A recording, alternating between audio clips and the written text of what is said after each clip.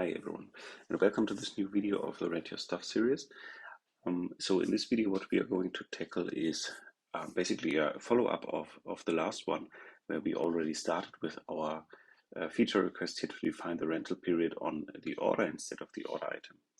And last time where we left off was that we created the rental period order on the order entity with the new attributes, and then also what we did is to create a migration script in Liquibase that allows us to copy over basically all the information that is currently in the database from the order line regarding the rental period to the order entity. So this means, I already mentioned it last time, so this time what we are going to do is to create actually a migration integration test for this rental period to see if the SQL that I wrote there is actually behaving as it should. And so this will be the plan for this video. But before we do that, actually, as it turns out, by introducing this new attribute, return date and pickup date for the order entity, we have broken a couple of tests. So let's fix those first, and it will actually be comparably easy, and I will show you why in a second. And then there's one additional thing that I wanted to highlight here is that the Liquibase documentation actually is kind of useful if you want to go and take a closer look in what you can do in Liquibase in general. And they have, like, for all the change types that are available, they have a dedicated documentation here. And there's one XML example that you can always take a look at. Basically, you can copy and paste this, if you don't know what a particular change type is all about, or read about it, and so on and so forth. So this is kind of an interesting read, and we will actually use that in this video once again additionally. Okay, but first let's take a look into this failing test. So right now we have in our branch that we have, I just pushed here to GitHub, and it says, okay, so it's actually a couple of tests are failing. So, and if you look at the failing test cases, so then it says, okay, I want to insert into the table, and there's a problem with the pickup date has a not null constraint. Okay, so let's see how we can fix that. So in the concrete, it would be the order storage test. And if we go into this one, take a look, then what we can see here is that we create a product, a customer, and stock items, and then we create an order. And here right now we do not set anything regarding the order date. Sorry, not regarding the order date, but regarding the pickup date and the return date. And because of that, there are no values in it, and then of course it won't be able to save it because we make it not mandatory, or like mandatory. So luckily, with our abstraction here from the orders API, so if we go here and take a look at this component that we introduced a couple of videos ago, we actually have one one method that should be used by all the tests now, which defines the default data. So this means that if we fix it here, then most likely we will be able to fix at least the broken tests, because then we have it changed in on a central place. And let's actually try to do that. So here we have also 7 failing. So this is then exactly what we have in the CI system. And so what we need is to, first of all, in this order data class that we have over here, we need to create those 2 attributes as well. This is like the POJO that we use for test data generation. I already explained it a little bit last time. And here we can copy it basically from the order line data, because this is the same type, and then it will be the pickup date and the return date. And with that, we now have it in our builder because of the Lombok. So this means we can actually set here default values. So now it should be able to say, yeah, exactly return date and pickup date.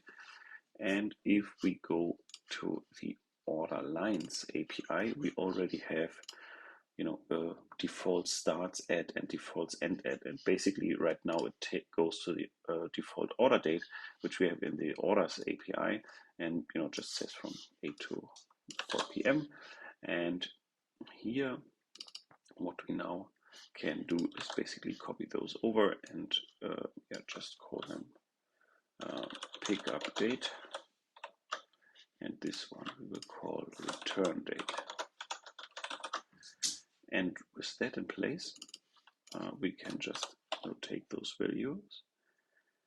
So this would be the pickup date is the default pickup date, and the return date is the default return date.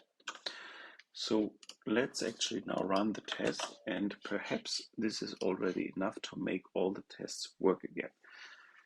Besides the fact that we right now do not actually do anything in the tests with those values, at least hopefully it would solve the problem that we have the test broken of those not null constraints. And in fact, it turns out, yes, this is the case. So I think for now we can leave it like this. Although, like if we, for example, look in the order storage test, we should, of course, write or, for example, rewrite our test to, reflect this new reality. And so right now, for example, we have this order line validation test here where we actually check on the ends at and starts at and so on. So this we should migrate, but I will not concentrate on that as part of this video. Perhaps I will do it even, just offline because it's probably not that interesting. Let's see. Good, but then we can actually come to our actual use case, which is that we would like to create a dedicated migration integration test. And for that, we have to take a look a little bit in how the Liquibase migrations actually work. And here, I will not go ahead and write everything, live in the video, but instead I will copy a little bit of stuff in here because it requires a little bit of typing. And in order to make the video not too long, I will try to avoid that. Okay, so the first thing is that we here can create a package called Liquibase, where we have some, APIs for test support. And so I think, let me just check on my notes. Yeah, okay. So the first thing that we can copy over here, and I will explain you, is a class which I called database migrations. And this database migrations class will be the Spring Bean that we will interact with in our test case programmatically to perform a programmatic migration of the Liquibase scripts. So when we think about the test, what it actually needs to do, so the main idea is that, normally when you start your Spring context, it will automatically take a look at all the existing Liquibase changelogs and just applies them all one by one. And this is fine for the production case to identify the delta and then just apply the situation that is all the Liquibase changelog that are missing. But in our test case, what we want to simulate is that we basically, with a production database are at that state where we have, like, this is our new file, which we do not have migrated yet. So this means programmatically we must achieve the following, that we get, that we migrate to up until this point. And then we have a database which represents the current like schema-wise, the current production scenario or the database, how it looks like. And then we need to enter some data into the database. And then we need to tell Liquibase, okay, so now please actually migrate to this new thing. And then afterwards, we do the checking on how, the data in the database afterwards looks like. In particular, when we want to check on this custom SQL script that we did. Okay, so this is the general idea how a test for a database migration integration test would look like.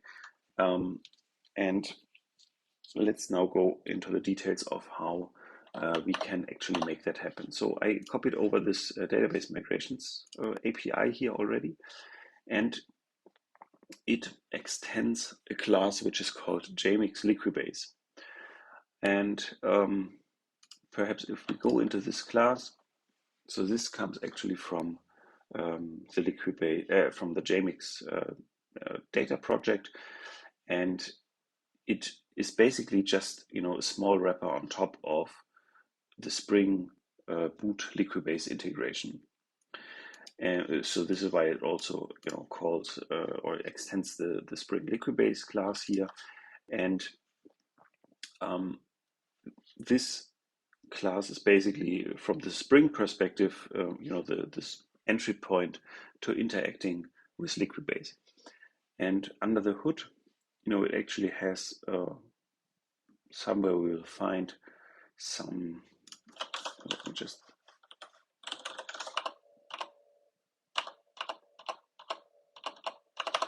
Okay, so here you can actually see it. So this is an object that comes directly from the Liquibase library, and this is under the hood what actually performs, the actual migration. So what we need to do now is we need to change the behavior a little bit of the standard functionality of this Liquibase, Jmix Liquibase class, or actually what we want to change is the behavior of the Spring Liquibase class. So what we have to tell basically is that when the application context starts up, we do not want to automatically migrate. All the Liquibase changelogs that are available, but instead we do not want to do anything, and only when we call a particular method, which here I called migrate to, then it should actually perform this migration. And so besides the internals, we'll probably go into that in a bit. On what it does is that the main hook method is here that in this Spring Liquibase class there is or let me just do it like this here when I so we have this method after property set, which is called when the Spring Bean is correctly instantiated, and here happens the automatic Liquibase migration. So this means what I have now overwritten here is to this particular method and basically say no, I will not do anything here, which allows me to then after the fact call this method in our test. Now with that class in place, nothing really happened yet. So we need another component, and I will copy this one here in right now, which is a Liquibase configuration class.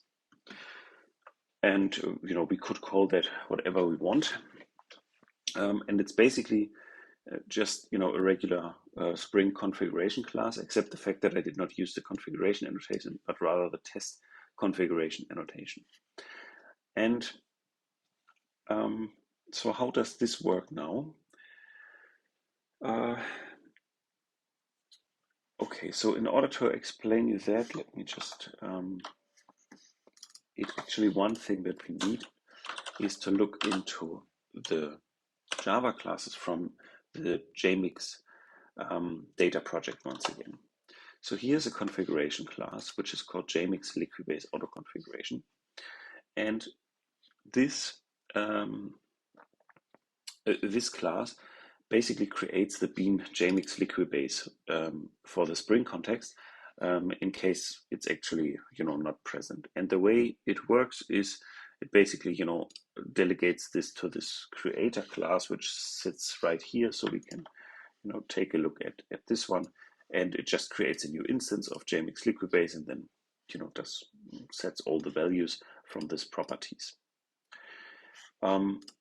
So this means here we are registering the Spring Bean.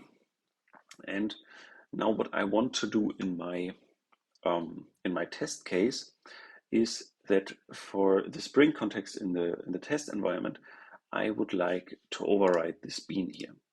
And this is why I actually, so here it's registered under this particular name, Jmix Liquibase. So we have to create, a bean annotation here with the same name. So this means it will actually, create, or override this bean with our particular class. And what I did here is basically copying over the content from this Liquibase creator class and, set all the values accordingly, and, just create the corresponding instance here of this database migrations class. So this means when running that, or when, having that in a particular test case, then this Jmix Liquibase bean will actually be of our type and not of the original type that we have had before. Okay, so then let's actually now go ahead and take a look at the migration integration test, and I will for that create another package which we will call migrations. And I have here already prepared the test case as well. So let's go through it one by one. So the first thing is that compared to the other test cases, we do not, so let's take a look at this one. For example, we say it's a Spring Boot test, and then we say extend with tenant user environment. And this tenant user environment, does some special thing. It first of all assumes that there's a, already migrated database, that has the user table and so on and so forth. And then it sets the tenant and sets the user and so on. So this all we don't need, because we are, do want to have a particular test that actually, does not work on the fully functional working database, but rather is actually working on, the process where the database is actually being created, so to say. So here we do not extend this particular tenant thing, but instead I said I want to import this Liquibase test configuration, which is this class that we have had here, which actually will allow us to create this particular bean under this name. Okay, so good. Then the next thing is that we can now auto-wire our database migrations bean, and explicitly use this class here as the API, since we do want to leverage particular methods from this class and not just the general Jmix Liquibase API. Okay, so then let's take a look on how we can actually how we can actually interact with this API. So the first thing is that we need to say that we actually have to drop the database, like the database schema, in order to have a blank slate where we can start off from. And this method here is just using some internals of this Spring Liquibase class, or this Jmix Liquibase class. And here we are setting such a value which is called set drop first, and then we say we want to basically create a Liquibase object, and then it will drop the database, but do not do anything after that. So this is really some internals of this class. It's not a proper API. It's really just methods from this particular class that I looked up and called in an appropriate way for our test case. But here we already can see, so perhaps we can debug and take a look at what is going to happen here. So first we drop this database, and afterwards I have created a method which is called database is empty. And this returns a boolean to say either the database is empty or not. And as you can see here, so the breakpoint actually stopped here. So this means the assertion actually went through. So in fact, the database is now empty. And let's look into the implementation. So this is a SQL script that will, or SQL statement that is, probably only working for Postgres, and basically takes a look at the schema information, and then if there's a particular table in place, and the table that I'm looking for is this database changelog, which is this meta data table from Liquibase, in order to see if Liquibase is currently in process of being created, or if there's nothing there yet. And we just check on the exist return value here, and if this is true or if this is false, then we say it's actually empty. So this means if the table is missing, then this method will return the database is empty. Good. And then let's go back to the second step here. And this is another important one to consider, which is a method which I called Migrate to. And what you have to pass in is a tag. And what is a tag now? So I already said before, we want to go to the Liquibase documentation because there is one interesting thing, which, let me just search for it if I find it here. Probably it's this one. Yes. No, it's not tag database, but then it's probably this one here. Yes. So this is like some command that you can use in your Liquibase changelog, and it will basically, as the name already indicates, it will basically just particular state of the database migration will give it a particular name. So unfortunately, it's not, or I didn't find an easy way to do this on a file by file basis. So pass in the file name or whatever of the Liquibase changelog that we would like to do. But this, in fact, is even not needed because of this text functionality. So the way how this works is that we can define a dedicated change set, and in this change set we will actually just tag our particular state where we are in, basically just give it a name, so to say. So let's just create a change set here.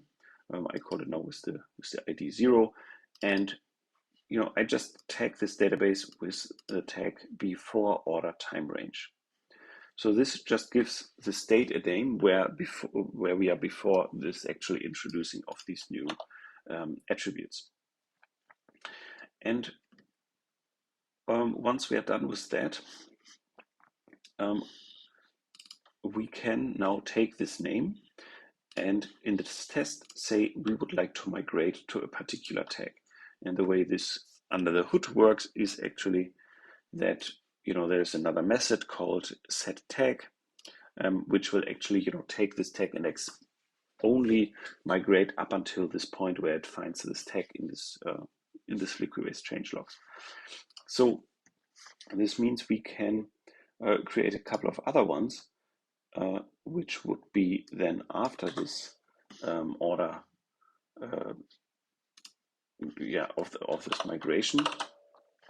We could say we would like to tag the database with the name after order time range. So this means we have now a jump point to say please migrate up until this point, which is almost the same as if you would say up until the point of this class before. And then we we have another set of change sets, and then we have another tag which says after the this time range. And okay, so this is now number 4, then we need number 5. And so this means we have now in our change set everything in place in order to do this these micro jumps, so to say, and migrate to a particular version or to a particular tag. So what the test now is doing is that we migrate to this particular tag here before order time range. So this means after this, we have the data and the schema of the database in, as if we did not have done any migrations. Like any, order time range migrations. So then the next thing that we need to do is, to create some data and put some data into the database in the old state where we didn't do the migration of the time range. And for that, we can just use our regular, APIs with, for example, the products and the customers. And here I use once again the system authenticator because, we are not, as we do not use this user tenant extension that we have developed before, it's actually once again needed that we, leverage the system authenticator object in order to, run a particular database interaction as the system user. Okay, so with that we now have a product and a customer, and this is actually stored. And so then, what we also need is to create a stock item. Okay, so this one, this one is already, just fine. Is similar to the stuff that we have done here. And as you see here, I actually use the JPA entities. And now comes an interesting thing that you need to consider, which is that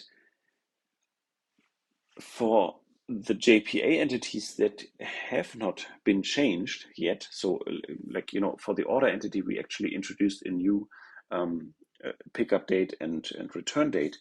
So here we actually, at this point in time, when the source code is running this, actually the order entity would have, there's a mismatch between how the database is structured and what the JPA entity expects it to be.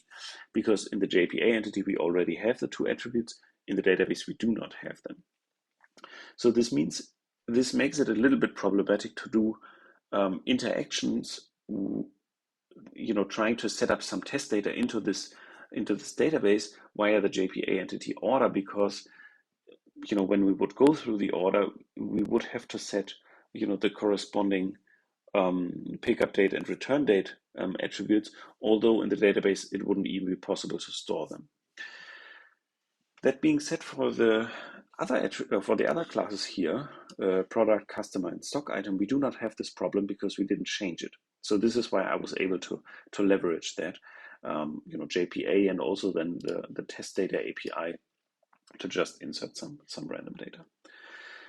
Now, with that explanation, it also probably you're able to understand why I now did the following. So here, I have a method called insert order via SQL. And this is exactly the reason, or the explanation from before, that I cannot use the JPA entity order in order to set some test data before the migration, because the JPA entity is already in the new state. So this means what I have to do now, I have to create an order via a dedicated SQL statement. So and what I basically did here is I went to the database tab here, and then looked up a particular entry here, and then it's possible to say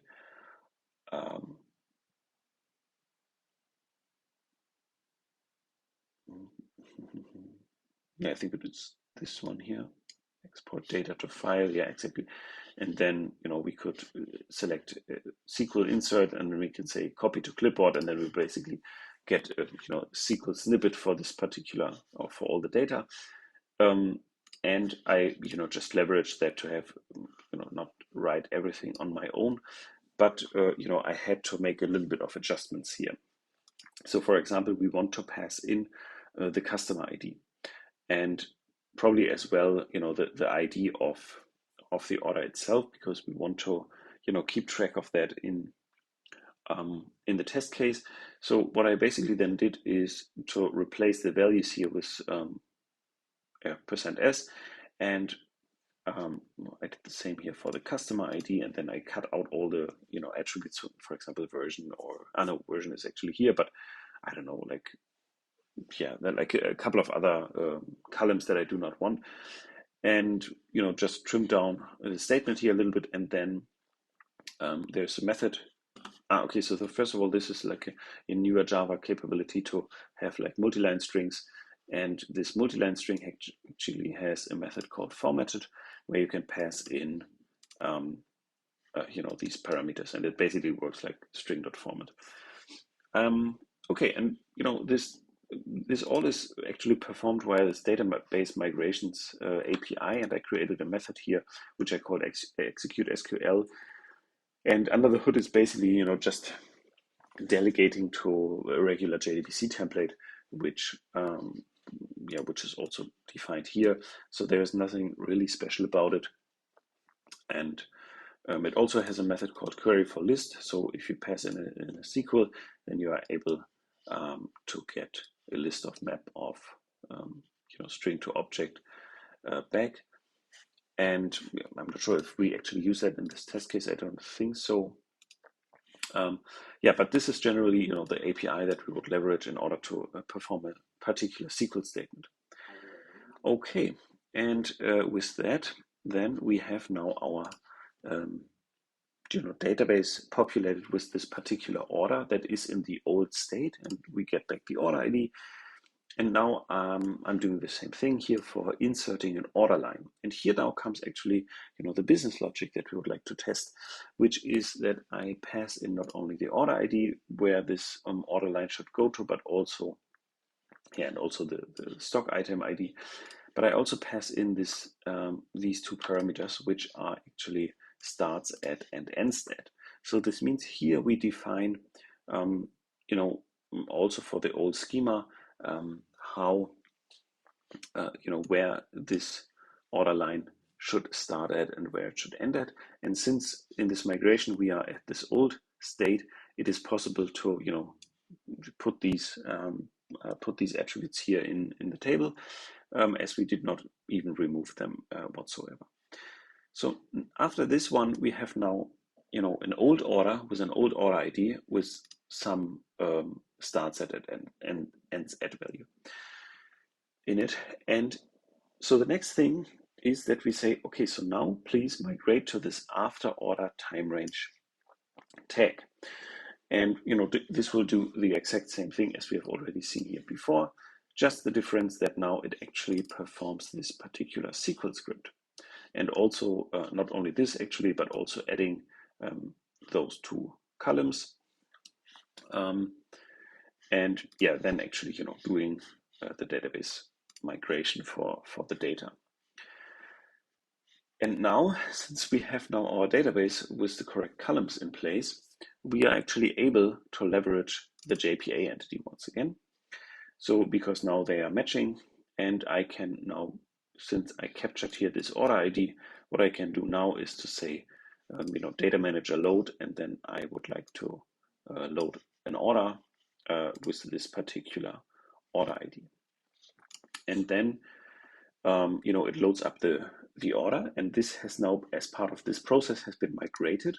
So this means we can actually take a look at the the order date, the pickup date and the return date, and verify that those attributes are actually the one that we passed in here before into this order line.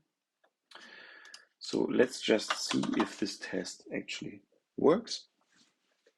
And if it does, then we are done with this particular video, and it turns out, yes, in fact, it does. So we can also do it slightly different. So we could say in 2 days, and then it would be this one here. And we just check in the assertion that it actually has in 2 days. And let's see if this now fails. And then we have already seen, actually seen that, for, if we set up the data wrong, then it would actually not work. Yeah, exactly. Okay, so with that, we have probably now shown,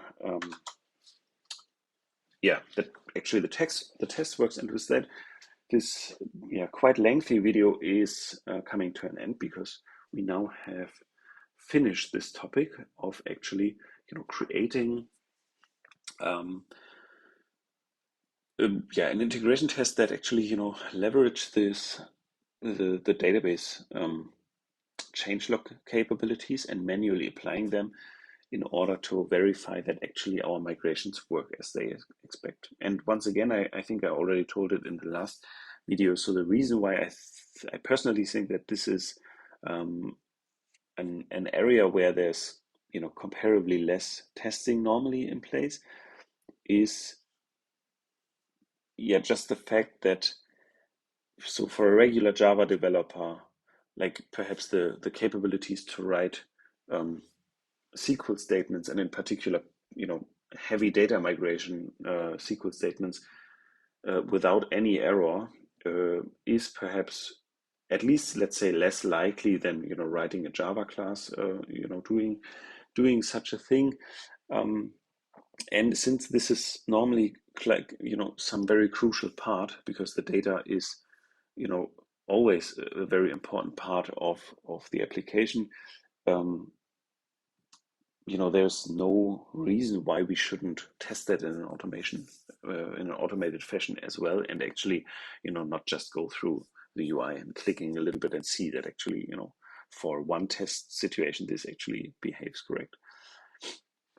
Okay, so yeah, with that then I think we are done, and then see you next time in this next video.